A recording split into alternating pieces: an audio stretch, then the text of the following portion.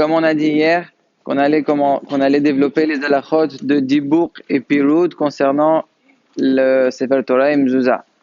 Comme on a dit, même si on n'est pas des sofrim, c'est des halachot qui sont très importantes à connaître, puisque lorsque le Baal Koreh lit la Torah, il faut qu'il fasse attention, bien qu'il est concentré à sa lecture, à faire attention aux mots, lettres, aux taramim. Il faut aussi qu'il regarde, si Hazve Shalom, il y a un Dibouk ou un Piroud qui sont postés, il faut qu'il le fasse savoir pour qu'on fasse attention et voir les halachot, qu'est-ce qu'il faut faire, est-ce qu'il faut changer de Sefer Torah ou pas.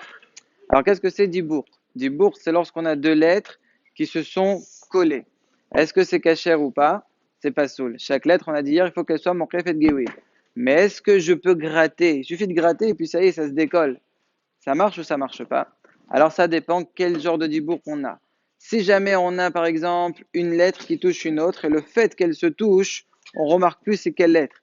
Exemple, si on a un nun sophite et en dessous on a un yud. Il se touche tellement que le yud, on a l'impression que c'est le hemshech, c'est la suite du nun sophite, sauf qu'il est un peu plus grand que d'habitude. Donc là, on a perdu carrément le yud. Là, ça sert à rien de gratter, c'est complètement pas saut. Mais si jamais, par exemple, on a le mot Abraham, on a le Aleph et le Aleph à la fin, il dépasse un peu et le Bet il sort un peu et ça fait que ça se touche. Là, je vois le Aleph, je vois le Bet, simplement ils sont collés. Là, si je gratte, je décolle. Ça marche ou pas, c'est mahloket.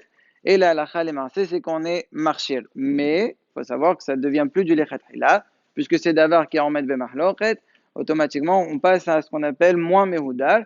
Et donc le sofer, quand il vend des tefilines comme ça, il faut qu'il le fasse savoir. Ça ne s'appelle pas des tefilines qui sont mehoudarot, sont cachers, mais ce n'est pas le premier choix. Maintenant, qu'est-ce que c'est piroud? Piroud, la traduction, c'est-à-dire si j'ai une séparation. C'est quoi le problème? Si jamais on a une lettre, mais qui s'est coupée avec le temps, il peut y avoir un endroit où la lettre, elle n'est plus un seul morceau, elle est en deux parties. C'est cacher ou pas? Alors, ça dépend. Si jamais le piroud, il est dans un endroit où si jamais j'enlève la partie qui est séparée, malgré ça, j'ai la lettre, c'est cacher. Exemple. Nun Sophie, toujours, c'est la première lettre qu'on apprend en Soflout, puisqu'il y a tous les exemples dedans. Il est long. Si jamais le piroud, il est vraiment en bas, bah, tu enlèves la partie du bas, tu vois toujours un Nun Sophie. C'est bon, c'est cacher. Mais si jamais le piroud, il est en plein milieu de la lettre, et donc, qu'est-ce qui se passe si mon Nun Sophie, il est complet et que j'enlève la partie du bas, je me retrouve avec un Zayn. Nun Sophit, c'est un zayn qui est un peu plus long. Alors là, tu peux plus dire enlève, tu n'as plus la bonne lettre. Donc dans ce cas-là, ça s'appellera pasoul. Maintenant, si jamais le dibour, dernier point, si le dibour il apparaît mais qu'avec une loupe, ça veut dire quand je vois quelqu'un qui a une bonne vue, il voit que c'est séparé. Mais si tu prends une loupe, tu vois vraiment tout au fond c'est collé. Est-ce qu'on fait attention à la loupe ou pas? La lacha, elle est qu'on ne fait pas du tout attention à la loupe.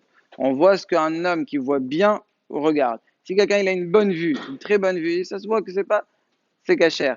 Et à l'envers aussi, si jamais toi quand tu vois, tu as l'impression que c'est pas toute la lettre elle est bien, mais quand tu vois que la lettre elle est coupée, la même chose, on fait pas attention. Vous allez me dire mais on voit tous les sophies, mais ils utilisent tous la loupe aujourd'hui. Oui, ça c'est juste pour alléger le travail. Ça veut dire lorsqu'ils veulent pas parce que c'est fatigant. Quand quelqu'un va être magui, il y a des tefilines, c'est petit. Faire attention, est-ce qu'il y a un dibour ou un pérod? Alors, bien, il met avec la loupe. Une fois qu'il a la loupe, il voit ce qu'il voit, et là, il enlève la loupe, il décide. Si jamais il voit, c'est pas visible, cacher. S'il confirme que c'est visible, là, ce sera pas soul. Pareil pour les tolarim. Des fois, il y a des tolarim qu'on voit qu'avec la loupe. Ça s'appelle pas des tolarim. Ce qu'on voit à l'œil nu, c'est ce qui juge au niveau de la halakha.